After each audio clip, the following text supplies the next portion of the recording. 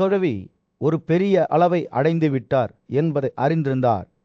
சூரியன் குளிதமான நிலத்தின் மீது அஸ்தமிக்கையில் உதங்கன் தனது கண்களில் பயபக்தியுடன் வாசுதேவனை நெருங்கிய போது காட்சியின் மீது ஒரு சூடான ஆரஞ்சில பிரகாசத்தை வீசியது.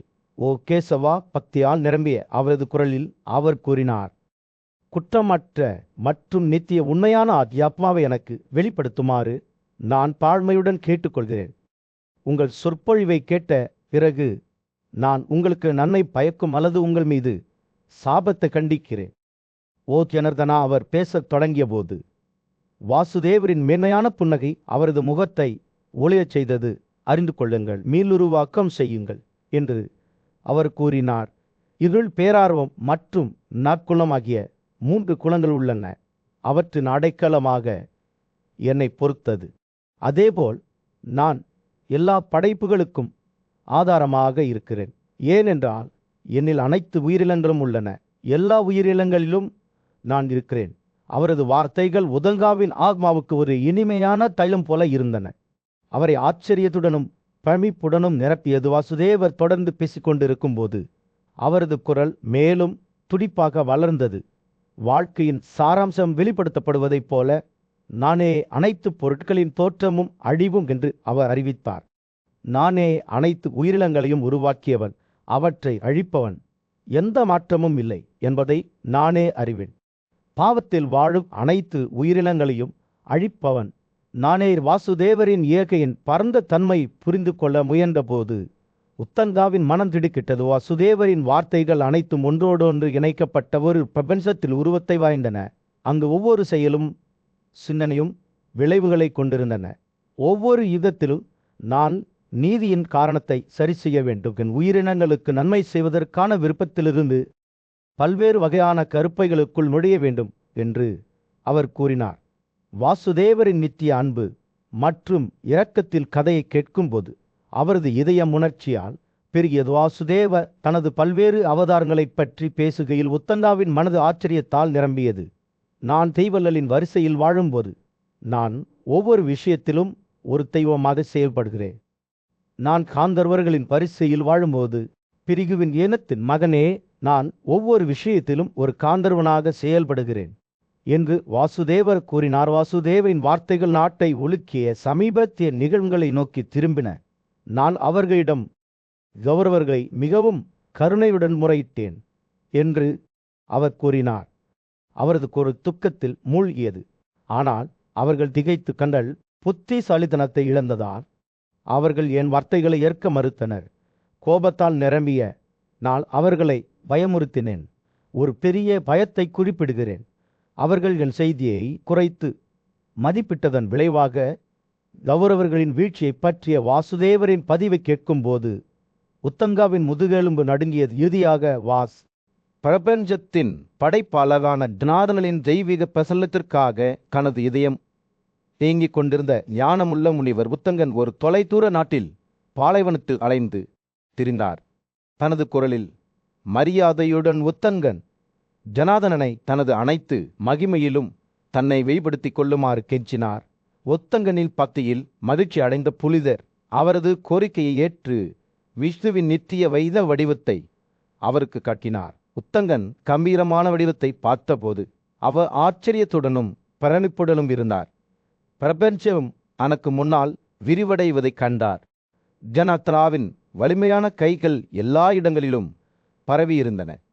ஜனார்தனாவின் மகிமையுடன் ஒப்பிடுகையில் தனது சொந்த முக்கியத்துவத்தை ஏற்றுக்கொண்டு தெய்வீகத்தை வணங்கும்போது முனிவரின் இதயம் மகிழ்ச்சியுடனும் நன்றியுடனும் பெருகியது. உதங்காவின் மனத்தாழ்மையால் தூண்டப்பட்டு ஜனார்தனா அவருக்கு ஒரு வரத்தை வழங்கினார். சில பரிசுகளை கேளுங்கள் என்று கூறினார். ஆனால் உதங்க அனுபவத்தால் மூழ்கி தெய்வீக வடிவத்தை மீண்டும் ஒரு முறை பார்க்கும் பாக்கியத்தை கோரினார்.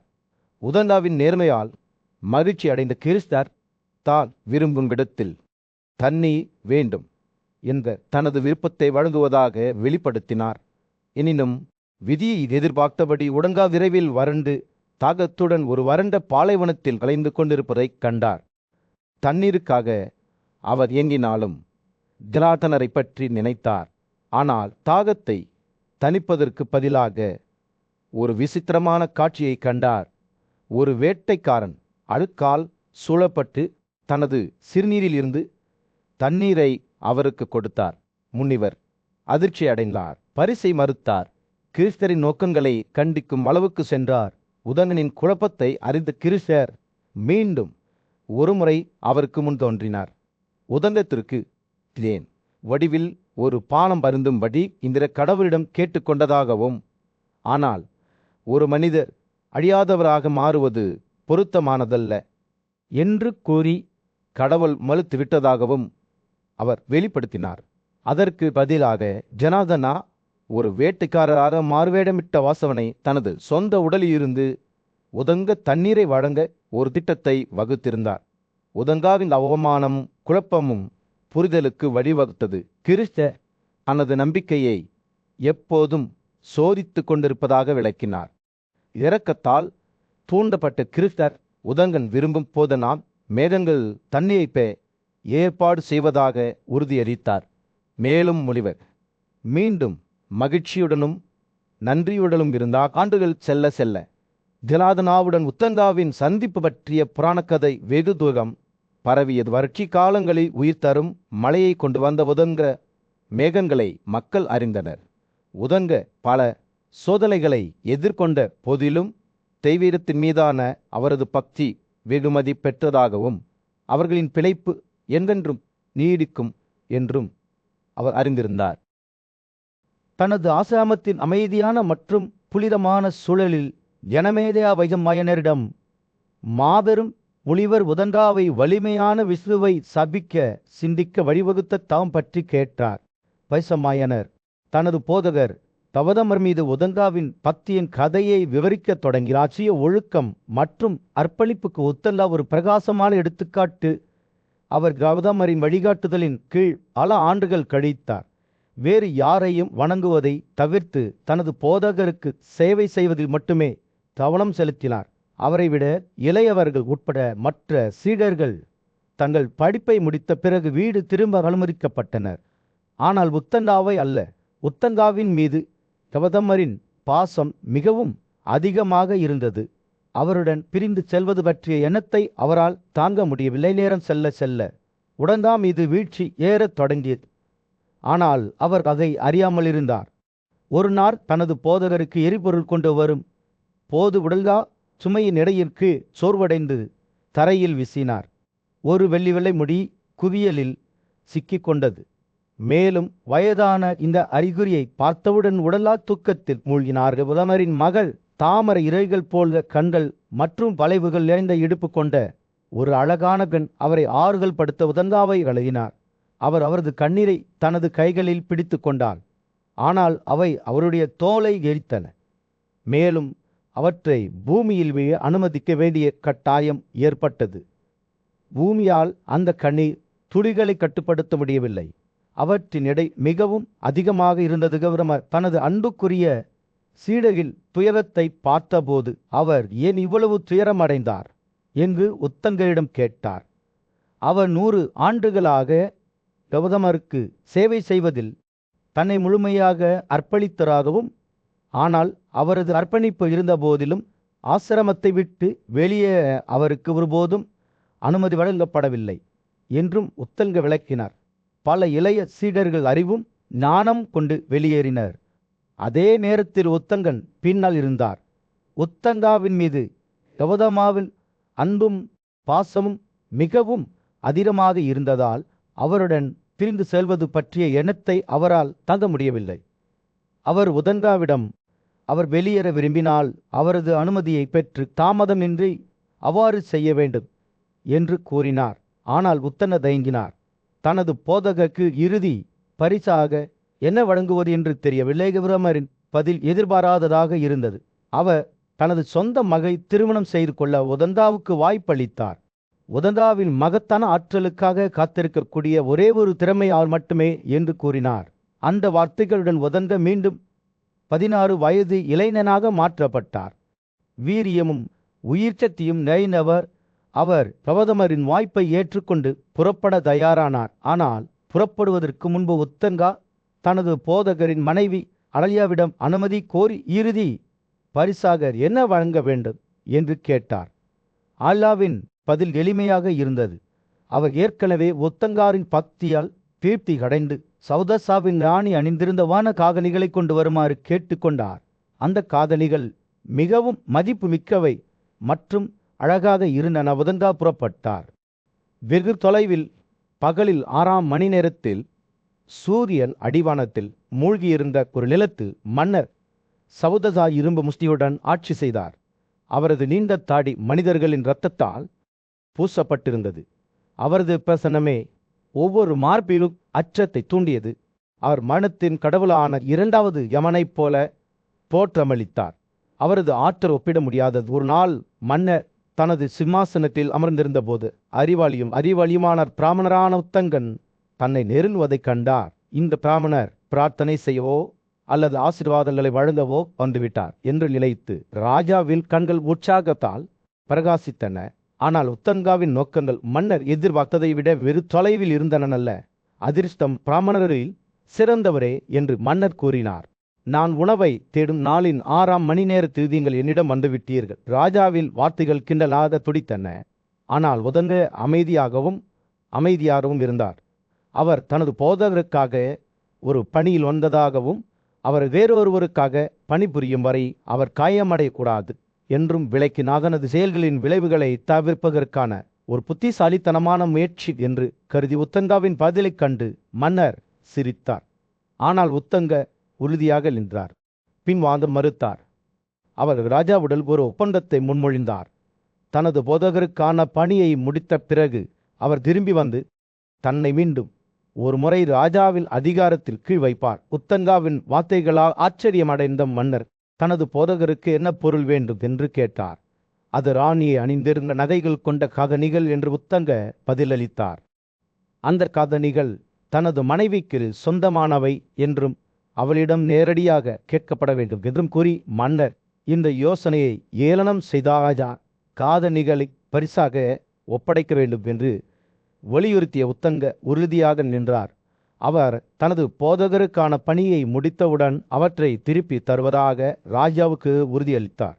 உத்தங்காவின் நம்பிக்கையால் ஈர்க்கப்பட்ட மன்னர் ராணியிடம் கேட்க அவரை அனுப்ப முடிவு செய்தார். உதங்காவின் வேண்டுகோளை ராணி மதாயந்திக்கு தெரிவிக்கப்பட்டு ஒரு நிபந்தனையின் பேரில் அவருக்கு காதணிகளை கொடுக்க ஒப்புக்கொண்டார். அவர் அனுமதி அளித்ததாக தனது கணவரிடமிருந்து ஒரு அடையாளம் தேவைப்பட்டது. உதங்க மன்னரிடம் திரும்பி வந்து இந்த அடையாளத்தை கேட்டார். ஆனால் சவுதாசா இந்த நேரத்தில் தனது மனைவியை பார்க்க முடியாது என்று கூறினார். பின்னர் ஒரு புகழ்பெற்ற நீரூற்று அருகே மதாயந்தியை கண்டுபிடிக்க சென்ற உதங்க அவரது பணி குறித்து அவருக்கு தெரிவித்தார். அவர் காதணிகளை அவருக்கு கொடுக்க ஒப்புக்கொண்டார்.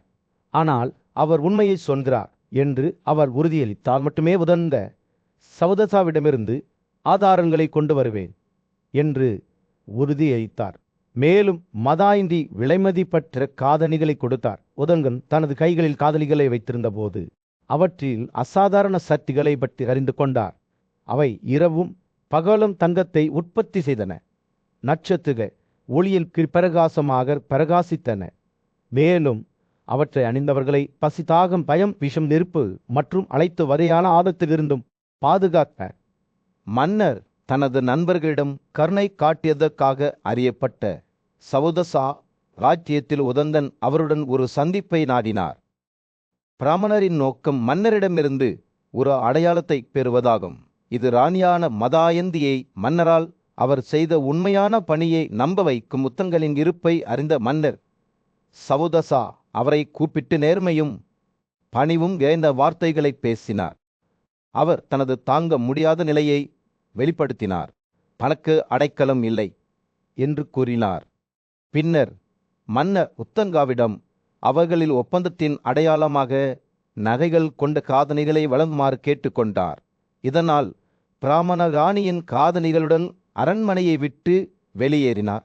உத்தங்க மன்னரிடம் திரும்பி வந்து சவுதசா பேசிய மர்மமான வார்த்தைகள் குறித்து விளக்கம் கேட்டார். மன்னர் தனது பேரழிவு ஒரு பிராமணனால் ஏற்பட்டது என்றும் அவர் தொடர்ந்து வாழ்வதிலோ அல்லது மரணத்திற்கு பிறகும் மகிழ்ச்சியை பெறுவதிலோ நம்பிக்கையை இழந்துவிட்டார் என்றும் வெளிப்படுத்தினார். பிராமணர்களுக்கு விரோதமான ஒரு மன்னர் இந்த உலகில் உயிர் வாழ்வது அல்லது அடுத்த உலகில் மகிழ்ச்சியை பெறுவது சாத்தியமில்லை என்று அவர் விளக்கினார். தனது நண்பர் சவுதசாவிடமிருந்து ஞானத்தை நாடிய உத்தங்க சூழ்நிலைகளை கருத்தில் கொண்டு அவர் ராஜ்யத்திற்கு திரும்புவது பொருத்தமானதா என்று கேட்டார். மன்னர் உத்தங்காவுக்கு திரும்பி வர வேண்டாம் என்று அறிவுறுத்தினார். அவ்வாறு செய்வதன் மூலம் அவர் மரணத்தை சந்திப்பார் என்று கூறினார். கனத்த இதயத்துடன் உத்தங்க மன்னரிடம் இருந்து விடுப்பு எடுத்து அலதியாவின் பிரசன்னத்தை நோக்கி புறப்பட்டார். அவர் பயணித்த போது உட்டங்கா பசியால் அவதிப்பட்டு பழுத்த பழங்கள் நிறைந்த வில்வா மரத்தை கண்டார். மரத்தில் ஏறி சிலவற்றை பறித்தார். ஆனால் அவ்வாறு செய்யும்போது அவரது மாந்தோல் ஆடையுடன் காதணிகளை பிணைத்த முடிச்சு சேர்ந்தது. காதணிகள் தரையில் விழுந்தன.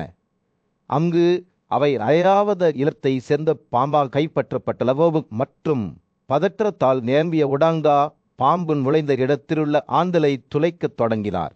35 நாட்கள் அவர் இந்த பணியை தொடர்ந்தார். இதனால் பூமியின் தெய்வம் மிகுந்த வேதனையை ஏற்படுத்தியது. இறுதியில் இந்திரன் தனது இடி முழக்கத்துடன் சம்பவ இடத்திற்கு வந்தார். உடாங்காவின் துக்கத்தால் பாதிக்கப்பட்ட ஒரு பிராமணனின் போர்வையை எடுத்துக்கொண்டார். இந்திரன் உதங்காவை தனது பணியிலிருந்து தடுக்க முயன்றார்.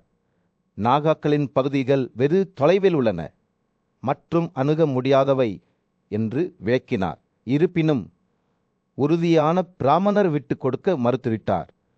காதணிகளை மீட்டெடுக்க தவறினால் தனது உயிர் மூச்சுகளை தள்ளுவதாக சபதம் செய்தார்.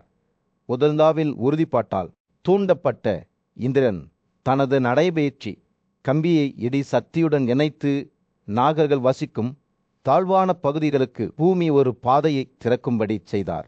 உதங்க இந்த மண்டலத்திற்குள் நுழைந்தபோது அதன் பிரமாண்டத்தை அவர் கண்டார். தூய தங்கத்தால் செய்யப்பட்ட சுவர்கள், சிறந்த நீர் தொட்டிகள் மற்றும் படிகதெளிவான நீரின் ஆறுகள் அந்த பகுதியின் இதயத்திற்கு வழிவருத்த வாயிலை பார்த்த உதங்கா விரக்தியை உணர்ந்தார். அப்போதுதான் வெள்ளை வால் கொண்ட கம்பீரமான கருப்பு குதிரை அவருக்கு முன் தோன்றியது. கம்பீரமான துவாராவதி நகரத்தின் மீது சூரியன் மறைந்து கொண்டிருந்தது. அதன் பரபரப்பான தெருக்களில் ஒரு சூடான ஆரஞ்சு நிற ஒளியை செலுத்தியது. அது கொண்டாட்டத்தின் நேரமாக இருந்தது, ஏனெனில் வைவத திருவிழா தொடங்கியது. நகரம் இசை, சிரிப்பு மற்றும் வண்ணங்களால் உயிருடன் இருந்தது. கிருசரின் பயண கதையை கேட்கும் போது தொலைதூர நாட்டிலிருந்து வந்த மன்னரான ஜனமேதியா தம்மையுடன் அமர்ந்திருந்தார். வைசம்பாயனர் பேசுகையில் அந்த காட்சி அவர்களுக்கு முன்னால் ஒரு துடிப்பான திரைச்சீலை போல வெளிப்பட்டது. வலிமையான ஆயுதம் ஏந்திய கிருஷ்ணர் கோவிந்தர் முனிவரான உதங்காவுக்கு ஒரு வரம் கொடுத்தார். பின்னர் தனது நம்பகமான தோழியான சக்தியை தனது பக்கத்தில் வைத்துக்கொண்டு துவாரகை நோக்கி புறப்பட்டார். சக்தி வாய்ந்த குதிரைகளால் இழுக்கப்பட்ட அவர்களின் காடுகள், மலைகள் மற்றும் ஆறுகள் வழியாக நிலத்தின் குறுக்கே வேண்டது. அவர்கள் மகிழ்ச்சியான நகரமான தவாரை அடையும் வரை அவர்கள் வந்தபோது ராய்வளர மலை ஒரு கலங்கரை விளக்கத்தைப் போல பிரகாசித்தது. அதன் அழகு எண்ணற்ற விளக்குகள் மற்றும் நகைகளின் ஒளியால் பிரகாசித்தது. ஊக்களின் இனிமையான வாசனையாலும் இசையின் ஒளியாலும் காற்று நிரம்பியது. ஆண்களும் பெண்களும் மகிழ்ச்சியுடன் பாடி நடனமாடினர். கொடிகள் காற்றில் மெதுவாக அசைந்தன. அவற்றின் மணிகள் ஒருவரின் இதய துடிப்புடன் பொருந்தக்கூடிய ஒரு உயிரோட்டமான தாளத்தை அசைத்தனர். கம்பங்கள், தங்க மாலைகள் மற்றும் பானம் வரை நீண்டிருக்கும் மரங்களால் அலங்கரிக்கப்பட்ட மலை ஒரு அதிசயமாக இருந்தது. குவைகள் மற்றும் நீரூற்றுகளில் விளக்குகள் பிரகாசமாக பிரகாசித்தன. முழு காட்சியிலும் ஒரு சூடான பிரகாசத்தை வெளிப்படுத்தின. எல்லா இடங்களிலும் மக்கள் சிரிக்கிறார்கள், பாடுகிறார்கள், மகிழ்ச்சி அடைகிறார்கள். அவர்களின் குரல்கள் வானத்தை தொடுவதற்கு ஒரு கோரஸ் போல உயர்கின்றன. கிறிஸ்த சச்சகியுடன் சென்று கூட்டத்தின் வழியாக சென்றார். திருவிழாவின் காட்சிகளையும் ஒளிரலையும் பார்த்தபோது அவரது கண்கள் மகிழ்ச்சியால் பிரகாசித்தன. அவரது உறவினர்கள் விருஷியின் இல்லத்தின் ஹீரோக்கள் அவரை வரவேற்கவும் வந்தனர். அவர்களின் முகங்கள் மகிழ்ச்சியாலும் பாசத்தாலும் நிரம்பியிருந்தன. கிருஷ்ணர் கருணையுள்ள புன்னகையுடன் அவர்களை கௌரவித்தார். அவர்களின் நலனைப் பற்றி விசாரித்தார். அவர்களை அன்புடன் தழுவினார். மாலை நேரம் கழிந்தபோது கிருஷ்ணர் தனது அன்புக்குரியவர்களால் சூழப்பட்ட ஒரு அழகான மாளிகைக்குள் நுழைந்தார். சத்யகி தனது சொந்த அறைக்கு சென்றார். அவர்களின் பயணத்தின் உற்சாகத்தால் அவரது இதயம் இன்னும் பிரகாசித்தது. வலிமையான ஆயுதமேந்திய தீரோ இறுதியாக வீர் திரும்பினார். அவரது துணிச்சல் மற்றும் சிரமத்தின் சாதனைகள் மக்களிடையே கிசுகிசுக்கப்பட்டன. இப்போது அவர் தனது குடும்பத்தினருடனும் நண்பர்களுடனும் தன்னை சுற்றி அமர்ந்தபோது கிருஷ்ணர் தனது தந்தையும் தாயும் அவரிடம் கேட்ட கேள்விகளுக்கு பதிலளித்து மாபெரும் போரின் கதையை விவரிக்கத் தொடங்கினார். அவரது வார்த்தைகள் ஒரு நதி போல சுமூகமாக வாய்ந்தன. அவை அனைத்தையும் ஆச்சரியம் மற்றும் பிரமிப்பு அலைகளின் மீது சுமந்து சென்றன. போரின் முக்கிய சம்பவங்கள் அவர்களுக்கு முன்னால் வெளிப்பட்டன. இது பகவானின் வீரத்துக்கும் துணிச்சலுக்கும் ஒரு சான்றாகும். இரவு செல்ல செல்ல கிருஷ்ணரின் கதை முடிவுக்கு வந்தது. ஆனால் அதன் தாக்கம் அவர்களுடன் என்றென்றும் நிலைத்திருக்கும். ஏனென்றால் அந்த தருணத்தில் அவர்கள் தங்கள் வானத்தில் ஒரு நட்சத்திரத்தைப் போல பிரகாசமாக பிரகாசிக்கும் தெய்வீகத்தில் ஒரு பார்வையை பெற்றனர். மாலையில் அமைதியான நேரத்தில் வாசுதேவர் தனது மகன் அர்ஜுனனுடன் அமைதியான சூழலில் அமர்ந்தார். அர்ஜுனனை நோக்கி திரும்பிய அந்த முதிய முனிவரின் கண்கள் ஆர்வத்தால் பிரகாசித்தன. அவர் கூறினார், விர்லியின் இனத்தை சேர்ந்தவரே, பூமியின் அடித்தளங்களை உலுக்கிய மாபெரும் போரை பற்றிய கதைகளை நான் கேள்விப்பட்டேன். வலிமையான ஆயுதமேந்தியவரே, நீங்கள் அங்கே இருந்தீர்கள். உங்கள் சொந்த கண்கால் இதை கண்டீர்கள். எனக்கு சொல்லுங்கள், இந்த போரை விரிவாக விவரிக்கவும். அர்ஜுனன் தனது கண்கள் புறத்தை நோக்கி குருக்களுக்கும் பாண்டவர்களுக்கும் இடையிலான போரின் கதையை விவரிக்கத் தொடங்கினார். இது வெட்டங்களின் மோதல் என்று அவர் கூறினார். இருபுறமும் தொலைதூர மற்றும் பரந்த வீரர்களுடன் அந்த மாபெரும் போர் வீரரான பிஷ்வர் கௌரவர்களின் படைகளை தனது கட்டளையின் கீழ் 11 பிரிவுகளுடன் வழிநடத்தினார். இந்திரன் வான விருந்தினர்களை வழிநடத்தியதைப் போல அர்ஜுனன் பேசுகையில் அவரது தாயார் சுபத்ரா கவனமாக கேட்டாள். அவரது வெளிப்பாடு சோகம் மற்றும் பிரமிப்பின் கலவையாகும். அர்ஜுனன் தொடர்ந்தார். போர் 10 நாட்கள் நீடித்தது. இருதரப்பினரும் பூமியை உலுக்கிய தாக்குதல்களை நடத்தினார். 5வது நாளில் துரோணர் தலைமை தாங்கினார். 9 அச்சுவினிகளை போருக்கு அழைத்து சென்றார். அவரது வலிமை ஒப்பிட முடியாதது. ஆனால் இறுதியில் அவர் திருஷ்டத்யும்னாவால் கொல்லப்பட்டார். கர்ணன் கௌரவர்களின் புதிய தலைவரானார். அர்ஜுனன் பார்த்தலிடம் கர்ணனின் துணிச்சல் மற்றும் இறுதி வீழ்ச்சியின் கதையை அர்ஜுனன் நினைவு கூர்ந்த போது வாசுதேவரின் கண்கள் விரிந்தன. அர்ஜுனன் அதற்கு பிறகு கௌரவர்கள் அனைத்து ஆற்றலையும் இழந்தனர்.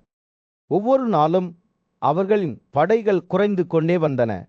நமது மன்னனான யுதிஷ்டிரன் மீதமுள்ள படைகளை வழிநடத்தி சால்யாவின் படைக்கு எதிராக வீரத்துடன் போராடினார் என்று கூறினார். கதை வெளிவரும்போது வாசுதேவரின் முகம் உணர்ச்சிகளின் கலவையை பிரதிபலித்தது. பல வீரர்களை இழந்த சோகம் மற்றும் அனைவரும் வெளிப்படுத்திய துணிச்சலை கண்டு பிரமிப்பு. போர் இன்னும் 8 நாட்கள் நீடித்தது என்று அர்ஜுனன் கூறினார். இறுதியாக துரியோதனன் துவபையானார்.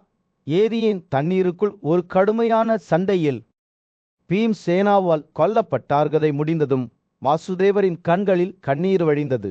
அவரை சுற்றி கூடியிருந்த விருஷ்ணிகள் அந்த பயங்கரமான போரின் நினைவை கண்டு துக்கமும் அடைந்தனர்.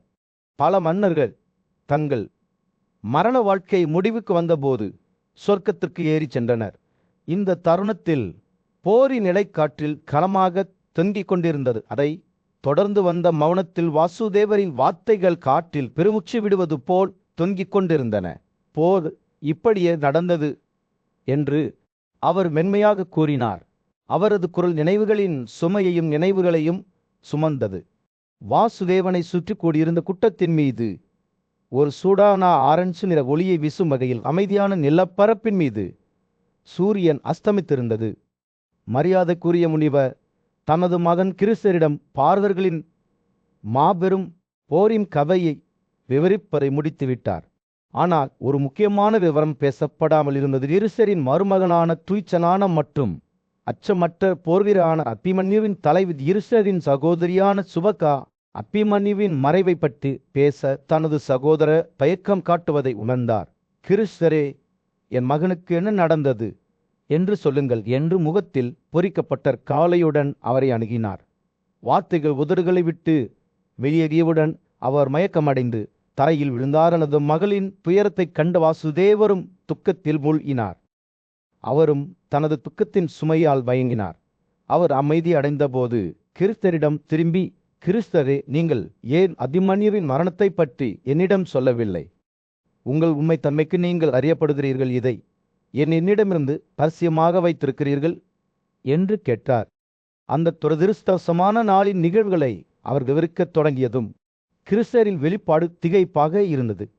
அபிமன்யு எப்படி வீரத்துடன் போராடினார், நூற்றுக்கணக்கான மற்றும் ஆயிரக்கணக்கான வீரர்களை கொன்றார், துரோணர் மற்றும் கண்ணனால் சூழப்பட்டார் என்று அவர் வாசுதேவரிடம் கூறினார். புசாசனின் மகனை எதிர்கொண்டபோதுதான் அபிமன்யு இறுதியாக தனது காயங்களுக்கு பலியானார். கிருஷ்ணரின் வார்த்தைகளை கேட்டபோது வாசுதேவரின் துக்கத்திற்கு எல்லையே இல்லை.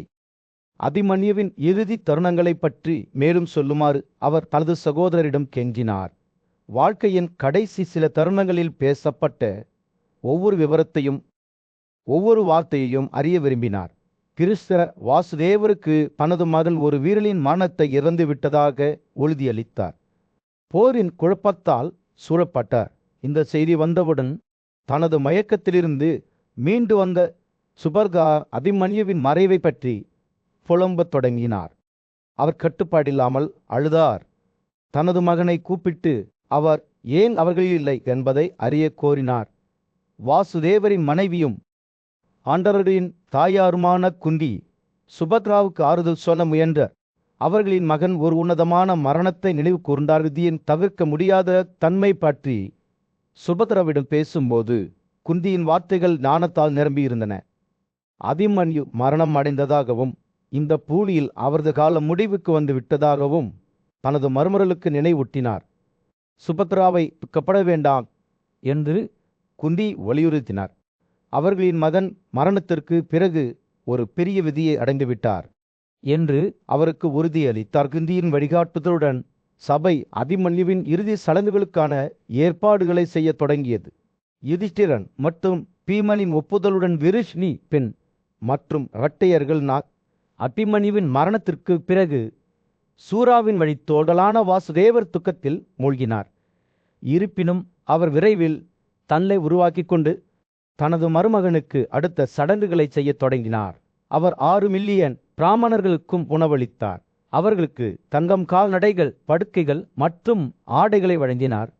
கிறிஸ்தரின் தாள மனப்பான்மைக்கு நன்றியுள்ள பிராமணர்கள் அவர்கள் செழித்து வளருவதாக அறிவித்தன. வாசுதேவரின் பக்தியால் ஈர்க்கப்பட்ட கிறிஸ்த விழாவில் கலந்து கொண்டார். அவர் பிராமணர்களின் செல்வத்துக்கான தாகத்தை திருப்திப்படுத்தினார். மேலும் காட்சி அவர்களின் மகிழ்ச்சியான கோஷத்தில் ஒளியால் நிரம்பியது. இதற்கிடையில் மலதேவ சப்தகி மற்றும் சப்தகா உள்ளிட்ட குடும்பத்தில் மற்ற உறுப்பினர்கள் அபிமன்யுவுக்கு கடுத்தடுத்த சடங்குகளை செய்தனர். தங்கள் இழப்பிலிருந்து இன்னும் திகைத்து கொண்டிருந்த பாண்டவர்களும் துக்கத்தில் மூழ்கினர். அவர்கள் அவ்வாறு செய்ய முயற்சித்த போதிலும் அவர்கள் அமைதியை கண்டுபிடிக்க முடியவில்லை. விராடனின் நகரத்தில் அவரது மகள் உத்தரா தனது கணவரின் மரணத்தால் மிகவும் நுகரப்பட்டதால் அவர் பல நாட்கள் உணவை மறுத்தார். அவரது வயிற்றில் உள்ள கரு அழிக்கப்படும் என்று அவரது உறவினர்கள் அஞ்சினர். அப்போதுதான் ஞானியும் சக்தி வாய்ந்த முனிவருமான வியாசர் காட்சியில் தோன்றினார். அவர் தனது ஆன்மீக கண்ணோட்டத்தை பயன்படுத்தி நிலைமையை மதிப்பீடு செய்து வாசுதேவரின் சக்தியாலும் அவரது சொந்த வார்த்தையாலும் உத்தராவுக்கு ஒரு மகன் பிறப்பார் என்று அறிவித்தார். பாண்டவர்கள் அதிலிருந்து விலகிய பிறகு குழந்தை பூமியை ஆட்சி செய்யும் கிருஷ்ணரே வியாசரிடம் சென்று முனிவரின் வார்த்தைகளால் மகிழ்ச்சி அடைந்தார். அவர் யுதிஷ்டிரரிடம் பேரன் உயர்ந்த மனவுள்ள இளவரசனாக மாறுவார். அவர் கடலின் விளிம்பு வரை முழு பூமியையும் நியாயமாக ஆட்சி செய்வார் என்று கூறினார். கிருஷ்ணர் இது உண்மையில் நடக்கும் என்று யுதிஷ்டிரருக்கு உறுதியளித்தார். அவரது துக்கம் ஓரளவு தணிந்ததால் யுதிஷ்டிரர் தனது சகோதரர்களை வரவழைத்து வியாசரின் வார்த்தைகளைப் பற்றி அவர்களிடம் கூறினார். மாறுதனால் புதைக்கப்பட்ட செல்வத்தை பெறுவதற்காக கேசாவை சிவன் வணங்க வேண்டும் என்றும் அவருக்கு உரிய வழிபாடு செய்ய வேண்டும் என்றும் பீமன் எப்போதும் நம்பிக்கையுடன் பரிந்துரைத்தார். பாண்டவர்கள் ஒப்புக்கொண்டு தங்கள் பயணத்தை தொடங்க முடிவு செய்தனர். அவர்கள் புறப்பட தயாரான போது பல பிராமணர்கள் அவர்களை ஆசீர்வதிக்க வந்தனர். அவர்களுடன் வியாசர் இருந்தார். அவர் குதிரை யாகம் செய்யுமாறு அவர்களை வற்புறுத்தினார். முனிவரின் அனுமதியுடன் பாண்டவர்கள் புதையல் புதைக்கப்பட்ட இடத்திற்கு புறப்பட்டனர். அதை மீண்டும் கொண்டு வந்து தியாகம் செய்வதற்கான தங்கள் கடமையை நிறைவேற்றுவதில் உறுதியாக இருந்தனர். கிறிஸ்தலபுர குடிமக்கள் பிரியாவிடை செய்ய வெளியே வந்ததால் பயணம் மிகுந்த ஆரவாரத்துடன் தொடங்கியது. பல பிராமணர்கள் அவர்களுடன் சேர்ந்து ஆசீர்வாதங்களை உச்சரித்து அவர்களின் தேடலில் வெற்றி பெற விரும்புகிறார்கள். பாண்டவர்கள் மகிழ்ச்சியான இதயங்களுடன் புறப்பட்டனர். வியாசரின் வார்த்தைகளால் அவர்களின் ஆவிகள் உயர்த்தப்பட்டன. மேலும் பிரகாசமான எதிர்காலம் குறித்த வாக்குறுதியும் இருந்தது. அவர்கள் புறப்பட்ட போது யுதிஷ்டிர கிருஷ்ணர் மற்றும் வியாசரின் வார்த்தைகளை நினைவு கூர்ந்தார்.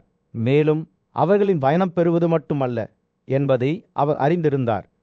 பூமியின் பரந்த பரப்பில் சூரியன் உதயமான போது மன்னர் யுதிஷ்டிரர் தனது சகோதரர்கள் மற்றும் ஏராளமான மனிதர்கள் மற்றும் விலங்குகளுடன் அவர்களின் பிரமாண்டமான பயணத்தை தொடங்கினார். அவர்களின் இதயங்கள் மகிழ்ச்சியுடனும் எதிர்பார்ப்புடனும் நிரம்பின. மேலும் சக்கரங்களின் சத்தம் தரையில் எதிரொலித்தது. ராஜாவின் பரிவாரம் ஒரு தெய்வீக ஊர்வலம் போல இருந்தது. புகழ்ச்சியாளர்கள், சூட்டர்கள், மகதங்கள் மற்றும் இனிப்பு பாடல்களில் அவரது நல்லொழுக்கங்களை புகழ்ந்தனர். அவரை பின்தொடர்ந்த இராணுவம் ஆதித்யர்களின் விரிவாக்கமாக தோன்றியது. அவர்களின் சொந்த பிரகாசமான ஆற்றல்களால் அலங்கரிக்கப்பட்டது. அவர்கள் பயணித்த போது கஸ்திலாபுர ராஜ்யம், காடுகள், இன்ப தோட்டங்கள் மற்றும் இறுதியாக கம்பீரமான மலைகளுக்கு வழிவகுத்தது.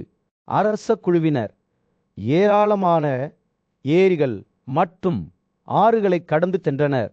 அவற்றில் நீ சூரிய ஒளியில் பூமியில் சிதறி கிடந்த 1000 பயங்களைப் போல பிரகாசித்தது. புதையல் புதைக்கப்பட்டதாக கூறப்படும் பகுதியை அவர்கள் அடைந்தபோது மன்னர் யுதிஷ்டிரர் தனது சகோதரர்கள் மற்றும் படைகளுடன் முகாமிட முடிவு செய்தார். மன்னர் தன்னை சுற்றி காவலாளியாக நிற்கும் மலைகளால் சூழப்பட்ட ஒரு சமவெளியான மற்றும் புனிதமான இடத்தை தேர்ந்தெடுத்தார். பாண்டுவின் அரச மகன்களும் அவர்களது தோழர்களும் பிற மன்னர்களும் அறிவார்ந்த பிராமணர்களும் உட்பட ஒரு விரிவான முகாமை உருவாக்க தொடங்கினர். அவர்கள் 6 சாலைகளையும் 9 பிரிவுகளையும் அமைத்தனர். மன்னரும் அவரது அமைச்சர்களும் அதன் மையத்தில் வைக்கப்பட்டனர். படையுடன் வந்த பயங்கரமான யானைகளுக்கு ஒரு தனி பகுதி ஒதுக்கப்பட்டது. முகாம் உருவான போது மன்னர் யுதிஷ்டிரர் பிராமணர்களிடம் திரும்பி அவர்களின் திட்டங்களை தொடருமாறு கேட்டுக்கொண்டார். ஞானிகளே, இந்த விஷயத்தில் என்ன செய்ய வேண்டுமோ அதை செய்வோம். நமது முயற்சிகளுக்கு ஒரு நல்ல நாளையும் விண்மீன் குழுவையும் நிர்ணயம் செய்வோம். நாம் இங்கு அதிக நேரம் காத்திருக்க கூடாது. சஸ்பென்ஸில் காத்திருக்க வேண்டும் என்று அவர் கூறினார். ராஜாவின் வார்த்தைகளால் மகிழ்ச்சியடைந்த பிராமணர்கள் இன்றைய நாள் உண்மையில் மங்களகரமானது என்றும் தலைக்கு மேல் பிரகாசிக்கும் சாதாரணமான விண்மீன் குழுவுடன் பதிலளித்தன. இந்த உயர்ந்த சடங்குகளை நிறைவேற்ற நாங்கள் முயற்சி செய்வோம் என்று அவர்கள் கூறினர். நாங்கள் இன்று நோன்பு நோற்போம், தண்ணீரில் மட்டுமே வாழ்வோம். நீங்களும் இந்த பக்தியின் செயலில் எங்களுடன் சேர மாட்டீர்களா? பாண்டுவின் அரசு மகன்கள் பிராமணர்களின் முன்மொழிவை ஏற்றுக்கொண்டு அந்த இரவை கழித்தனர். அனைத்து உணவுகளிலிருந்தும் நோன்பு நோற்பவருடன் ஒரு தியாகத்தில் எரியும் நெருப்பை போல குசா புல் படுக்கைகளில் படுத்து கொண்டனர். மேகமற்ற காலை தொடங்கியவுடன் கற்றறிந்த பிராமணர்கள் மீண்டும் ஒருமுறை மன்னர் யுதிஷ்டிரிடம் உரையாற்றினர். அவர்களின் வார்த்தைகள் என்ன வரப்போகிறது என்பதை பற்றிய வாக்குறுதியைப் போல காற்றில் தொங்கிக் கொண்டிருந்தன. பல்வேறு விஷயங்களை பற்றிய அவர்களின் சொற்பொழிவை கேட்கும்போது ராஜாவின் கண்கள் எதிர்பார்ப்புடன் பிரகாசித்தன. இந்த தருணத்தில் அவரது சகோதரர்கள் மற்றும் அவரை வழிநடத்திய ஞானிகளால் சூழப்பட்ட மன்னர் யுதிஷ்டிரர் ஒற்றுமை மற்றும் நோக்கத்தின் உணர்வை உணர்ந்தார். இது அவர்களை முன்னோக்கி கொண்டு செல்லும் சோதனை. இது பிரமாண்டமான ஒரு சடங்கின் மத்தியில் பிராமணர்கள் மன்னர் யுதிஷ்டிரரிடம் ஒரு யோசனையுடன் வந்தனர். 3 கண்கள் கொண்ட சக்தி வாய்ந்த கடவுளான மகாதேவனுக்கு காணிக்கை செலுத்துவோம் என்று அவர்கள் கூறினர். அவரது ஆசீர்வாதத்தால் நாங்கள் எங்கள் இலக்கை அடைவோம். பிராமணர்களை பிரியப்படுத்தவும் தெய்வத்தை சமாதானப்படுத்தவும் ஆர்வமாக இருந்த மன்னர் தேவையான சடங்குகளை தயாரிக்குமாறு அறிவுறுத்தினார். சூரியன் மலைகளின் மீது உதயமான போது பூசாரி தம்மியா புனித சடங்குகளை தொடங்கினார். அவர் மன்றங்களை உச்சரித்தார். புனிதப்படுத்தப்பட்ட வெண்ணெயை நெருப்புக்கு வழங்கினார். அது வணக்கங்களை உட்கொண்ட போது அது வெடித்து உமிழ்ந்தது. தவுமாவால் கவனமாக தேர்ந்தெடுக்கப்பட்ட பூக்களின் இனிப்பு வாசனையால் காற்று நிரம்பியது மற்றும் அவரது பிரார்த்தனைகளால் புனிதப்படுத்தப்பட்டது. கடவுள்களுக்கு ஏற்ற விருந்தாக மோடகாக்கள், பழங்கள் மற்றும் இறைச்சி பலிபீடத்தின் மீது வைக்கப்பட்ட. அடுத்து பூசாரி தனது கவனத்தை மகாதேவனின் தெய்வீக பயனுக்கு அவருடன் வந்த பேய் உயிரினங்களிடம் திருப்பினார். பல்வேறு வகையான பூக்கள், வறுத்த நெல், விதைகள் மற்றும் பாலில் இருந்து தயாரிக்கப்பட்ட இனிப்புகள் கேசராக்களை வழங்குவதன் மூலம் அவுனியா இந்த பிற உலக தோழர்களை திருப்திப்படுத்த தேவையான சடங்குகளை செய்தார். கடவுள்களை கௌரவிக்க ஆர்வமாக இருந்த மன்னர் ஆயிரக்கணக்கான கனிகளை பிராமணர்களுக்கு வழங்கினார். அவர்கள் அவற்றை நன்றியுடன் ஏற்றுக்கொண்டனர். சடங்கு முன்னேறும்போது இப்பகுதி ஒரு உண்மையான சொர்க்கமாக மாறியது. துப்பாசின் நறுமணமும் பூக்களின் இனிப்பு நறுமணமும் நிரம்பியது. மன்னர் மதிப்பிற்குரிய முழிவான வியாசருடன் பூமிக்கு அடியில் புதைக்கப்பட்ட புதையலை நோக்கி சென்றார். மரியாதையுடனும் வணக்கத்துடனும் அவர்கள் பொக்கிஷங்களின் ஆண்டவரான சிவனுக்கும் அவரது விசுவாசமான தோழர்களான எச்சர்களுக்கும் மரியாதை செலுத்தினர். புதையல் மறைத்து வைக்கப்பட்டிருந்த இடத்தை அவர்கள் நெருங்கிய போது மன்னர் அதை அகழ்வாராய்ச்சி செய்ய வைத்தார். என்ன ஒரு அற்புதமான காட்சி அவர்களின் கண்களை சந்தித்தது! பல்வேறு வடிவங்களில் கப்பல்கள், பிரிகராக்கள், கடாரக்கள், கலசக்கள், பாத்தமானதாக்கள் மற்றும் எண்ணத்திர பதனைகள், அழகான கைவினைத்திறனின் பாத்திரங்கள் கண்டுபிடிக்கப்பட்டன. செல்வம் பாதுகாப்பிற்காக பெரிய கராபுடாவில் வைக்கப்பட்டது. அதே நேரத்தில் ராஜாவின் ஆட்கள் ஒட்டகங்கள், குதிரைகள், யானைகள், கார்கள், வண்டிகள், கோவேர் கழுதைகள் மற்றும் விலைமதிப்பற்ற பொருட்களுடன் மனிதர்களை ஏற்றினர். ஒவ்வொரு ஒட்டகத்தின் மீதும் 16,000 நாணயங்கள் வைக்கப்பட்டன. ஒவ்வொரு காரிலும் 8,000 நாணயங்களும் ஒவ்வொரு யானையின் மீதும் 24,000 நாணயங்களும் வைக்கப்பட்டன. குதிரைகள், கோவேறு கழுதைகள் மற்றும் ஆண்கள் மீது சமமான சுமைகள் வைக்கப்பட்டன. அவர்கள் தங்கள் சுமையின் எடையை சிரமத்துடன் சுமந்தனர். அவர்கள் யானையை அழைத்த நகரத்திற்கு புறப்பட்ட போது ராஜாவின் ஊவலம் குரு இலத்தை நிலைநிறுத்திய அனைவரின் இதயங்களையும் மகிழ்வித்தருதமையா வழிநடத்திய போது சக்தி வாய்ந்த பாலல் ஒவ்வொரு நாளும் ஒரு கோய்தா மூலம் அளவிடப்பட்ட குறுகிய அணிவகுப்புகளை நடத்தியது. 4 மைல்கள் அவர்களின் சுமையின் எடை நசுக்கப்பட்டது. ஆனால் அவர்கள் அழுத்தம் கொடுத்தனர். செல்வத்தை கலைநகரை நோக்கி சுமந்து ஆச்சரியம் மற்றும் பிரமிப்பின் பாதையை விட்டு சென்றனர். அஸ்தினபுரா நகரில் அரச பிரமாண்டத்தில் ஒளிகளால் நிரம்பிய ஒரு பரபரப்பான பெருநகரம் துவாரகத்தில் புகழ்பெற்ற இளவரசரான வாசுதேவா தனது பரிவாரத்துடன் வந்தார்.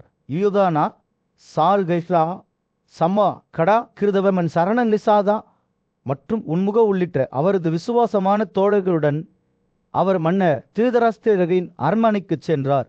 அவர்கள் நகருக்குள் நுழைந்த போது வாசுதேவனை மன்னரும் அறிவான மற்றும் உன்னதமான ஆலோசகரான விதுராவும் மிகுந்த மரியாதையுடன் வரவேற்றனர். போரில் தங்கள் பாதுகாவலர்களில் பலரை இழந்த புகழ்பெற்ற பெண்களை ஆறுதல்படுத்த அவர் வந்ததாக கூறப்பட்டதால் விருஷ்ணி இளவரசரின் வருகை மகிழ்ச்சியையும் மரியாதையையும் சந்தித்தது. வாசுதேவரின் வருகைக்காக ஆவலுடன் காத்திருந்தவர்களில் திரௌபதி, உத்தரா மற்றும் சுபதா ஆகியோர் இருந்தனர். அவர்கள் அனைவரும் தங்கள் அன்புக்குரியவர்களின் இழப்பால் மிகவும் பாதிக்கப்பட்டனர். வாசுதேவரின் தாய்வழி அத்தை குந்தி அவர்களுடன் சேர்ந்தார். அவர் தனது மருமகனின் மரணத்தை நினைத்து துக்கமடைந்தார். பிருஷ்வி இளவரச அரண்மனைக்குள் நுழைந்தபோது அவர் மிகுந்த மன உளைச்சலின் காட்சியை சந்தித்தார். குந்தி, திரௌபதி, சுபகா மற்றும் பிற பெண்கள் கண்ணீரால் கண்கள் சிவந்து அழுதனர். அப்போதுதான் வாசுதேவர் தனது சொந்த தந்தை வழி அத்தையை பார்த்தார். அவரது குரல் உணர்ச்சியால் முற்று திணறியது.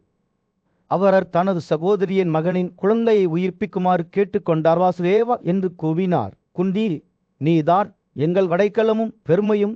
இந்த குழந்தை அதன் பாதுகாப்பிற்காக உன்னை நம்பியிருக்கிறது.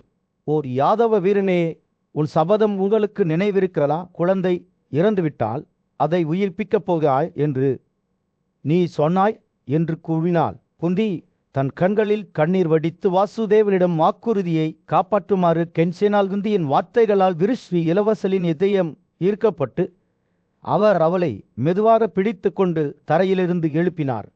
குழந்தையை உயிர்ப்பிக்கவும் தனது சபதத்தை நிறைவேற்றவும் தன்னால் முடிந்த அனைத்தையும் செய்வேன் என்று உறுதியளித்து இனிமையான வார்த்தைகளால் அவளுக்கு ஆறுதல் கூறினார். வாசுதேவர் பேசுகையில் அங்கு இருந்த மற்ற பெண்கள் அழத் தொடங்கினர்.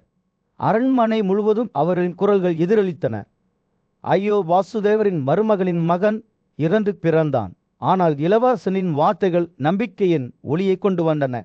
மேலும் குந்தி, திரௌபதி மற்றும் சுபத்தா அனைவரும் முழந்தாளில் விழுந்து வாசுதேவர் தனது வாக்குறுதியை காப்பாற்றி குழந்தையை உயிர்ப்பிக்க வேண்டும் என்று பிரார்த்தனை செய்தனர். அமைதியான நிலப்பரப்பில் சூரியன் உதயமாகும்போது சுபத்ராவின் கண்கள் கண்ணீரால் நிரம்பி வழிந்தன. அவள் தனது சகோதரர் குந்தியை மெதுவாக உட்கார்ந்திருப்பதைக் கண்டாள். அவளுடைய துக்கம் தெளிவாக தெரிந்தது.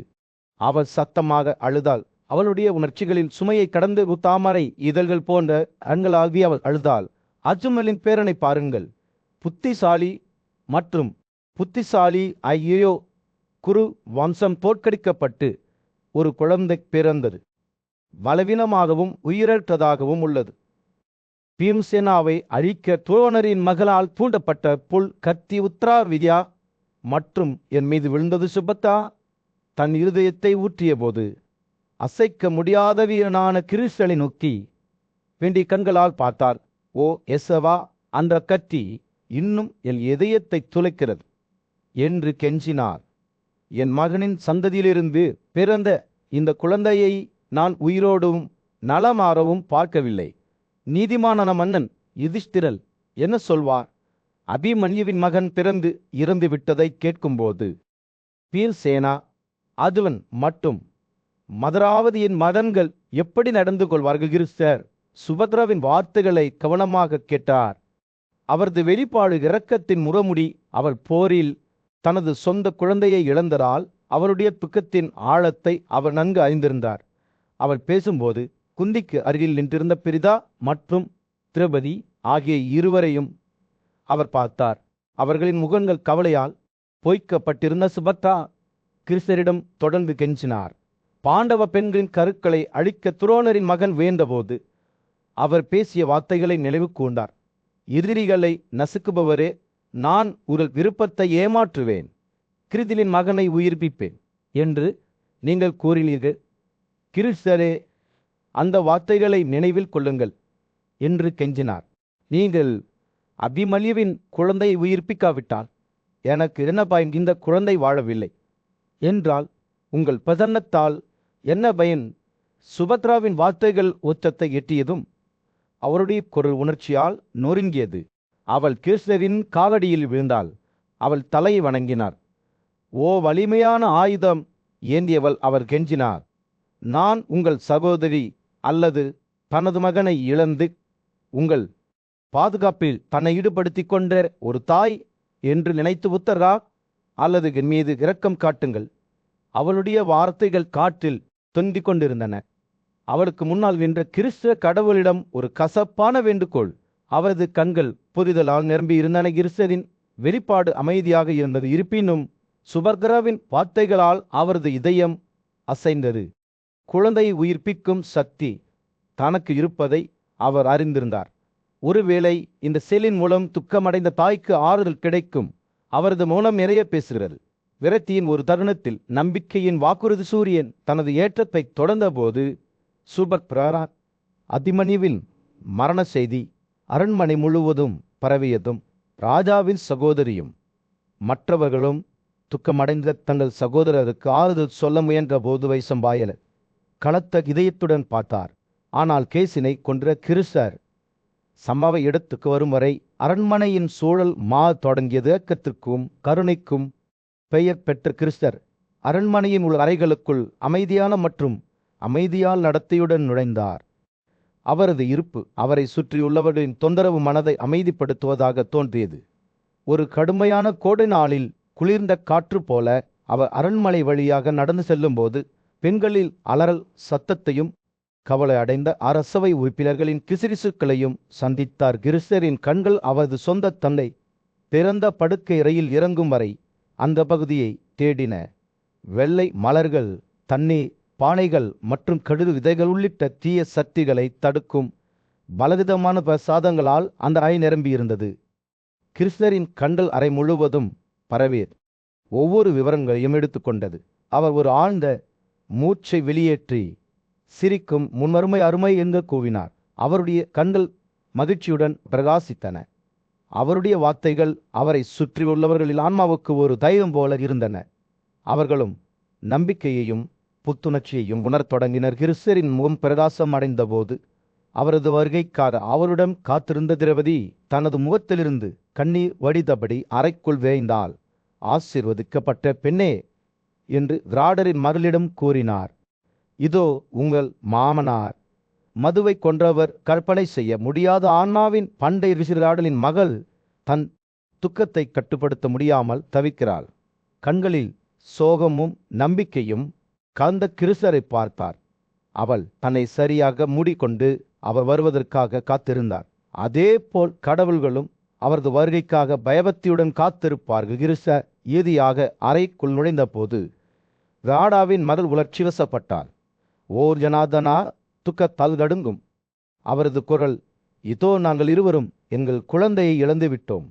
ஓ மதுவை கொண்டவனே, அபிமன்யுவும் நானும் சமமாக கொல்லப்பட்டு விட்டோம். விராடனின் மகள் தனது இதயத்தை அவரிடம் ஊற்றி தங்கள் குழந்தையின் இழப்பு மற்றும் அவர்களுக்கு ஏற்பட்ட கொடூரமானது குறித்து புலம்பிய போது கிறிஸ்த கவனமாக கேட்டார். துரோணரின் மகள் அஸ்வத்தாமலின் பிரமாயுதத்தால் நுகரப்பட்ட தங்கள் குழந்தையை உயிர்ப்பிக்க கிருஷ்ணரிடம் கெஞ்சினார். கிறிஸ்தர் இரக்கமும் புரிதலும் நிறைந்த அவரது வெளிப்பாட்டை அனுதாபத்துடன் கேட்டார். விராடலின் மகளின் துக்கத்தின் ஆழத்தையும் அவளுடைய துக்கத்தின் சுமையையும் அவர் அறிந்திருந்தார். நான் இப்போது அவை சரி செய்தால் பாகுனாவின் மரண் உண்மையில் என்ன சொல்வார்? துக்கத்தின் மத்தியில் உத்தரா தரையில் படுத்திருந்தார். அவள் உடல் வெளிப்பட்டது. அவர் தன் மகனின் இழப்பை பற்றி துக்கப்படுகிறாள். அவளுடைய அழுகை பாண்டவர்களின் அரண்மனை முழுவதும் எதிரொலித்தது. இப்போது கண்ணீர் சிந்தாமல் யாரும் இருக்க முடியாத துக்கத்தின் மாளிகையாக மாறியது. குந்தியும் மற்ற பாரத பெண்களும் அத்தகைய துயரத்தில் தங்கள் அன்பான இளவரசியை கண்டு சத்தமாக அழுதன. உத்தராவின் வேதனையான நிலையை அவர்கள் பார்த்தபோது அவரது குழந்தை திறக்காமல் இருந்தது. அவர்கள் வேதனை அடைந்தனர். பிராடாவின் மகள் துக்கமும் மற்றும் விரக்தியால் தாக்கப்பட்டதைப் போல எல்லா நோக்கத்தையும் இழந்துவிட்டதாக தோன்றியது. ஆனால் சுயநினைவு அடைந்த பிறகு அவள் தன் மகளை தனது கைகளில் தொட்டுக்கொண்டு தன்னை சுற்றியுள்ளவர்களின் இதயங்களை துளைத்த வார்த்தைகளை பேசினாள். என் குழந்தை, அவள் சொன்னாள், நீங்கள் ஒவ்வொரு கடமையையும் அறிந்த ஒருவரின் சந்ததி விருஷி குலத்தை சேர்ந்த இந்த மாபெரும் ஆத்மாவை அங்கீகரிக்காததன் மூலம் நீங்கள் செய்த பாவத்தை நீங்கள் அறிந்திருக்க வேண்டாமா? அவள் குரல் நடுங்கியது. அவள் தொடர்ந்தார், என் கணவர் இல்லாவிட்டாலும் இப்போது நீங்கள் இல்லாமல் நான் உயிருடன் இருக்கிறேன். நல்ல குணங்கள் அல்லது மதிப்புமிக்க சொத்துக்கள் இல்லாமல். ஆனால் நான் இறந்தால் அது உண்மையில் முன்கூட்டிய மரணமாக இருக்கும். அவள் பேசும்போது அவருடைய வார்த்தைகள் உறுதியான உணர்வை பெற்றன. மன்னர் யுதிஷ்டிரர் அனுமதித்ததைப் போலவே அவர் விஷத்தை விழுங்கி விடுவாள் அல்லது எரியும் நெருப்பில் தன்னை எரிந்து விடுவாள் என்று சபதம் செய்தாள். அவளுடைய இதயம் உடைந்தாலும் 1000 துண்டுகளாக உடைக்க மறுத்தது. அத்தகைய மிக பெரிய இழப்பை சந்தித்தாலும் கூட அவரது மகன் அபிமன்யுவின் குழந்தை அவரது மடியில் அப்படியே கிடந்தது. ஆனால் உத்தரா அவரை எழுந்து கண்ணீரால் குளித்து மகிழ்ச்சியற்ற நிலையில் துக்க கடலில் மூழ்கிய ஆவது கொள்ளு பாட்டி குந்தியை பார்க்க வலியுறுத்தினார். சாபதா குலத்தின் உதவியற்ற இளவரசியான பஞ்சாலாவின் மதிப்பிற்குரிய இளவரசியை அவர் சுட்டிக்காட்டினார். மேலும் அவர் அனைவரும் ஒன்றாக துன்பப்படுகிறார்கள். அவளை சுற்றியுள்ள பெண்கள் உத்தராவை தரையில் இருந்து உயர்த்தினர். அவள் எழுந்து அமர்ந்தபோது மரியாதையுடன் கைகளை இணைத்து ஆமை இதழ்கள் போல பிரகாசித்த கேசவனுக்கு வணக்கம் செலுத்துவதற்காக தங்கள் தலைகளால் பூமியை தொட தங்கள் பொறுமையை வரவழைத்தனர். அவர்களின் புலம்பலின் சத்தம் இதயத்தை குலைத்தது. ஆனால் அது தசராஸ் குலத்தை சேர்ந்த பெரிய மனிதரான வசுதேவனுக்குள் எதையோ எழுப்புவதாக தோன்றியது. அவர் தண்ணீரை தொட்டு பிரம ஆயுதத்தை திரும்ப பெற்றார். இது நீதியின் மீதான தனது உறுதிப்பாட்டை பற்றிய ஒரு சைகை. அவருடைய குழந்தையின் உயிரை திருப்பி தருவதாக ஒரு வாக்குறுதியுடன் அவர் தனது வார்த்தைக்கு உண்மையாக நிரூபிக்கப்படும் என்று அறிவித்தார். அவர் தனது செயல்களின் தகுதியையும் பிராமணர்கள் மீதான அன்பையும் போரில் கூட அவர் எப்போதும் நிலைநிறுத்திய உண்மையையும் அழைத்தார். அவர் இந்த வார்த்தைகளை பேசும்போது பிரபஞ்சம் அவர்களின் நேர்மைக்கு சாட்சியாக தோன்றியது. பின்னர் ஒரு அதிசயம் போல அபிமன்யுவின் குழந்தை கிளறத் தொடங்கியது. படிப்படியாக வாசுதேவரின் வாக்குறுதியால் புத்துயிர் பெற்றது போல் நகர்ந்தது. ஆச்சரியத்தால் நெமியது. அனைவரையும் பிடித்து கொண்டிருந்த துக்கம் மெதுவாக அவர்களுக்கு வழிவகுத்தது. வெறும் பொறுக்கு பிறகு கிருஷ்ணரின் பிரமாயுதம் திரும்ப பெறப்பட்ட போது அரண்மனையின் வளிமண்டலம் மகிழ்ச்சியாக இருந்தது. அபிமன்யு அமைதியாக இருந்த வரை திடீரென்று அவரது தந்தை அதுல்னின் ஆற்றலால் ஒளிரும் அங்கு கூடியிருந்த இருண்ட சக்திகள் தப்பி ஓட வேண்டிய கட்டாயம் ஏற்பட்டது. அவர்களில் பலர் பின்வாங்கும்போது தங்கள் மரணத்தை சந்தித்தனர். அதுல்னின் சக்தியின் ஒளி அறையை நிரப்பிய போது கிறிஸ்தரின் சிறப்பை பிரகடனப்படுத்தி ஒரு குரல் வானத்தில் எதிரொலித்தது. அத்தகைய பேரழிவு சக்தியுடன் கட்டவிழ்த்து விடப்பட்ட தம் ஆயுதம் இப்போது அதன் படைப்பாளரிடம் திரும்பியது. அர்ஜுனன் மீண்டும் ஒரு முறை சுவாசிக்கத் தொடங்கினார். அவரது மகன் அபிமன்யு தனது தாயின் வயிற்றில் அசைந்து தனது தந்தையின் புதுப்பிக்கப்பட்ட உயிர்ச்சக்திக்கு பதிலளித்தார். பாண்டவர்களின் குடும்பத்தை சேர்ந்த பெண்கள் இந்த சம்பவத்தைக் கண்டு மிகவும் மகிழ்ச்சி அடைந்தனர். குந்தி, சுபதா, துருபாதரின் மறு உத்தராந்த துணிச்சலான பாரத வீரர்களின் மனைவிகள் அனைவரும் நீண்ட மற்றும் ஆபத்தான பயணத்திற்கு பிறகு இறுதியாக கரைக்கு வந்ததை போல மகிழ்ச்சி அடைந்தனர். இந்த அதிசயத்தை நிகழ்த்தியதில் தங்கள் அன்பான கிருசரான ஜனார்தனாவின் பண்பை பாராட்டினர். அபிமன்யுவின் பிறப்பு செய்தி பரவியதும் நகரம் கொண்டாட்டத்துடன் உயிர் பெற்றது.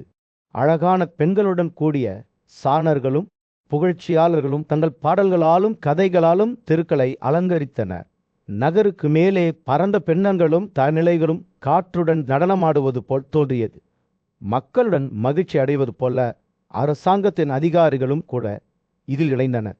இந்த நாள் ராஜ்யம் முழுவதும் மகிழ்ச்சி அடைவதற்கான ஒன்று என்று பிரகடனம் செய்தனர். இந்த மகிழ்ச்சியின் மத்தியில் உத்தரா தனது படுக்கையிலிருந்து எழுந்து தனது புதிதாக பிறந்த குழந்தையை தனது கைகளை தொட்டுக்கொண்டு கிறிஸ்தருக்கு மரியாதையுடன் வணக்கம் செலுத்தினார். தெய்வீக போர்வீரர் அவர்களின் பத்தியால் மகிழ்ச்சி அடைந்தார். அபிமன்யுவுக்கு பல விலைமதிப்பற்ற பரிசுகளை வழங்கினார். விருஷி குலத்தின் மற்ற தலைவர்களும் இதை பின்பற்றி குழந்தைக்கு ரத்தினங்களையும் பொக்கிஷங்களையும் பொழிந்தனர். இறுதியாக கிருஷ்ணர் தனது பேரனுக்கு ஒரு பெயரை வழங்க வேண்டிய நேரம் வந்தது. மிகுந்த மரியாதையுடன் அவர் குழந்தையை பரீட்சைக்கென்று அழைப்பார் என்று அறிவித்தார். இது அவர்களின் குடும்பத்தில் அதிர்ஷ்டம் மிக குறைந்த நிலையில் இருப்பதாக தோன்றிய நேரத்தில் பிறந்தவருக்கு பொருத்தமான பெயர். எனவே இப்போது பரீட்சை என்று பெயரிடப்பட்ட அபிமன்யு நகரத்தின் கொண்டாட்டங்களுக்கு மத்தியில் தனது வாழ்க்கையை தொடங்கினார். மாதம் செல்ல செல்ல அதுவன் தொடர்ந்து வலுவடைந்து அவரை பார்த்த அனைவருக்கும் மகிழ்ச்சியை கொண்டு வந்தார். தங்கள் தலைவரின் மீட்பின் எதிர்பார்ப்பை கண்டு ராஜ்ய மக்கள் மகிழ்ச்சி அடைந்தனர். மேலும் பாண்டவர்கள் தங்கள் நீண்ட மற்றும் கடினமான பயணத்திலிருந்து திரும்புவதற்கான ஏற்பாடுகள் செய்யப்பட்டன. அவர்கள் இறுதியாக வந்தபோது ஏராளமான செல்வத்துடன் நகரம் இன்னும் பெரிய கொண்டாட்டத்தில் வெடித்ததற்கள் மலர்களாலும் பெண்ணன்களாலும் அலங்கரிக்கப்பட்டன. மக்கள் இரவு முழுவதும் பாடி நடனமாடினர். காற்று இசையாலும் சிரிப்பாலும் நிரம்பியது. கடவுள்களே நகரத்தின் மீது இறங்கி வந்ததை போல் தஸ்தினாபுர நகரத்தின் மீது சூரியன் அஸ்தமித்துக் கொண்டிருந்தது. அதன் பரபரப்பான தெருக்களில் ஒரு சூடான ஆரஞ்சு நிற பிரகாசத்தை செலுத்தியது. பாண்டவர்களின் சக்தி வாய்ந்த படை நகரத்திற்கு வந்தபோது குரல்களின் இரைச்சல் மற்றும் கடல்களின் சத்தத்துடன் காற்று உயிருடன் இருந்தது. எதிரிகளில் நொறுக்கி வாசுதேவா அவரது நம்பருமான அமைச்சர்களுடன் அவர்களின் தலையில் சவாரி செய்தார். பாண்டவர்கள் நகரத்தின் வழியாக சென்ற போது கஸ்தனபுர மக்கள் அவர்களை மிகுந்த ஆரவாரத்துடன் வரவேற்றனர். தலைநகருக்குள் வீரர்களும் தங்கள் பொக்கிஷத்தையும் இழுத்துச் செல்லும்போது பூமியும் வானமும் டிரம்ஸ் மற்றும் சங்கு குண்டுகளின் சத்தத்தால் எதிரொலித்தது போல் தோன்றியது. மகிழ்ச்சியான ஏயங்களுடன் அவர்கள் மன்னர் திருதராஷ்டிரருக்கு மரியாதை செலுத்தி அவரது கால்களை வணங்கி அவர்களின் பெயர்களை அறிவித்தனர். பாண்டவர்கள் சுவாலாவின் மகள் காந்தாரியையும் தங்கள் தாயார் குந்தியையும் வணங்கும்போது ராஜாவின் அரசவை தூப வாசனையால் நிரம்பி வடிந்தது. பின்னர் அவர்கள் தங்கள் மாமாவான விதுராவை வணங்கி திருதராஷ்டிரரின் மகன் யுவுச்சுவை அவரது வைசிய மனைவியால் சந்தித்தனர். வீரர்களின் அழகு பிரகாசித்தது. அவர்களின் பிரகாசமானது இருண்ட நகரத்தை ஒளிரச் செய்தது. அரண்மனை வழியாக சென்றபோது பாண்டவர்கள் தங்கள் தந்தையின் மாபெரும் சாதனையை பற்றி கேட்டனர். வாசுதேவரின் துணிச்சல் மற்றும் தந்திரத்தை பற்றி அவர்கள் அறிந்தனர். அவர் எப்படி அவர்களை எதிரிகளின் பிடியிலிருந்து காப்பாற்றினார், அவர்களை பாதுகாப்பாக கஸ்தினாபுரத்திற்கு அழைத்து வந்தார். அவரது வீரத்தால் ஈர்க்கப்பட்ட அவர்கள் தேவகியின் மகிழ்ச்சியான கிறிஸ்தரை வணங்கினர். அவர் எல்லா வகையும் வணங்க தகுதியான நாட்கள் கடந்தன. நகரம் சச்சவதியின் மகனான பெரிய ரிஷி வியாசரின் பிரசன்னத்தால் நிரம்பியது. குரு இளவரசர்கள் பாரம்பரியத்தின்படி அவருக்கு மரியாதை செலுத்தினர். ஒரு சுருக்கமான உரையாடலுக்கு பிறகு யுதிஷ்டிரர் ஒரு முன்மொழிவுடன் அவரை அணுகினார். புனிதமானவர் என்று அவர் கூறினார், நான் இந்த பொக்கிஷத்தை அசூயா என்று அழைக்கப்படும் பெரிய குதிரை தியாகத்திற்கு அர்ப்பணிக்க விரும்புகிறேன். நான் உங்கள் அனுமதியை நாடுகிறேன். சிறந்த தொடவிய வியாசர் புன்னரைத்தார். அவரது கண்கள் ஒப்புதலுடன் மின்னின. ராஜாவே, நான் உன்னை ஆசீர்வதிக்கிறேன் என்று அவர் கூறினார். ஏராளமான பரிசுகளுடன் பலியை செய்து தெய்வங்களை வணங்குங்கள். குதிரை தியாகம் அனைத்து பாவங்களையும் தூய்மைப்படுத்தும். அது உங்கள் இதயத்தையும் ஆன்மாவையும் தூய்மைப்படுத்தும். இவ்வாறு உரையாற்றிய யுதிஷ்டிரர் மாபெரும் தியாகத்திற்கு தயாராவதற்கு தனது மனதை அமைத்தார். அவர்களை வெற்றியின் இந்த தருணத்திற்கு கொண்டு வந்த தீவில் பிறந்த போர்வீரரான கிருஷ்ணரிடம் ஆலோசனை பெற்றார். ஓ வாசுதேவரே என்று அவர் கூறினார், தேவகி தெய்வம் உன்னால் ஆசீர்வதிக்கப்பட்டிருக்கார். இப்போது நீ துவக்க சடல்களை செய்து பலியில் எங்களை வழிநடத்துமாறு நான் கேட்டுக்கொள்கிறேன். நீ எங்கள் மிக உயர்ந்த போதகர் மற்றும் எஜமானர். நீ தியாகம் செய்தால் நான் எல்லா பாவங்களிலிருந்தும் சுத்திகரிக்கப்படுவேன். வாசுதேவரின் முகம் ஒரு அன்பான புன்னகையுடன் பிரகாசித்தது. அவர் பதிலளித்தார், ஒரு பரபரப்பான ராஜ்யத்தின் மத்தியில் ஒரு பெரிய திட்டம் வெளிவந்து கொண்டிருந்தது. ஞானமும் மதிப்புமிக்க முனிவருமான வைசம்பாயனர் தர்மத்தின் மகனான யுதிஷ்டிரருக்கு முன்னால் நின்று கிருஷ்ணரின் வார்த்தைகளை பகிர்ந்து கொண்டார். வியாசரின் செய்தி தெரிவிக்கப்படும் போது பெரிய மன்னர் பிரபலமாக கேட்டார். இது அவரது புனித துவக்கத்திற்கான நேரம். அவரை ஒரு உண்மையான தலைவராக குறிக்கும் மற்றும் அவரது மக்களுக்கு செழிப்பை கொண்டு வரும் ஒரு சடலு பக்தி நிறைந்த இதயத்துடன் யுதிஷ்டிரர் வியாசருக்கு வணக்கம் செலுத்தி அவரது வழிகாட்டுதலை கோரினார். ஞானியின் கவனிப்புக்கு தன்னை ஒப்படைத்து முனிவரின் அறிவுறுத்தல்களை பின்பற்றுவதாக அவர் உறுதியளித்தார். வியாச அந்த ஒழுங்கை பற்றிய ஆழமான புரிதலுடன் தெரிந்தே புன்னகைத்து துவக்கத்தின் விவரங்களை கோடிட்டு காட்டத் தொடங்கின. ஆசைத்தத்தில் பௌர்ணமி நாள் நல்ல தருணமாக இருக்கும் என்று அவர் அறிவித்தார். குதிரை அறிவியலில் நன்கு தேர்ச்சி பெற்ற நிபுணர்களால் தேர்ந்தெடுக்கப்பட்ட ஒரு தகுதியான குதிரை உட்பட தியாகத்திற்கு தேவையான அனைத்து பொருட்களையும் தயார் செய்யுங்கள். ராஜாவின் மகிமையை குறிக்கும் மற்றும் அவரது தெய்வீக சார்த்தை நெருங்கும் ஒரு அற்புதமான குதிரையை தேர்ந்தெடுக்க யுதிஷ்டிரரின் உதவியாளர்களுக்கு அவர் அறிவுறுத்தினார். ஏற்பாடுகள் தொடங்கியதும் புத்திசாலியும் சக்தி வாய்ந்தவருமான இளவரசனான கிருஷ்ணர் வரவழைக்கப்பட்டார். வேத வாக்கியங்களால் வழிநடத்தப்பட்டு நாடு முழுவதும் சுதந்திரமாக சுத்தி திரியும் புனித குதிரையை பாதுகாக்கும் பொறுப்பை வியாசர் அவரிடம் ஒப்படைத்தார். கிருஷ்ணர் தைரியமாக தலையசைத்து சவாலை ஏற்றுக்கொண்டு தனது சகோதரர்களான அர்ஜுனன், பீமன் மற்றும் நகுலன் ஆகியோருடன் வருவேன் என்று யுதிஷ்டிரருக்கு உறுதியளித்தார். சக்தி வாய்ந்த போர்வீரரான அர்ஜுனன் குதிரை பூமியில் அலைந்து திரியும் போது அதை பாதுகாக்கும் பணியில் ஈடுபடுத்தப்பட்டு அதன் மகத்துவத்தை வெகு தூரம் பரப்பினார். கிறிஸ்டர் அவரிடம் ஒரு முக்கிய செய்தியை ஒப்படைத்தார்.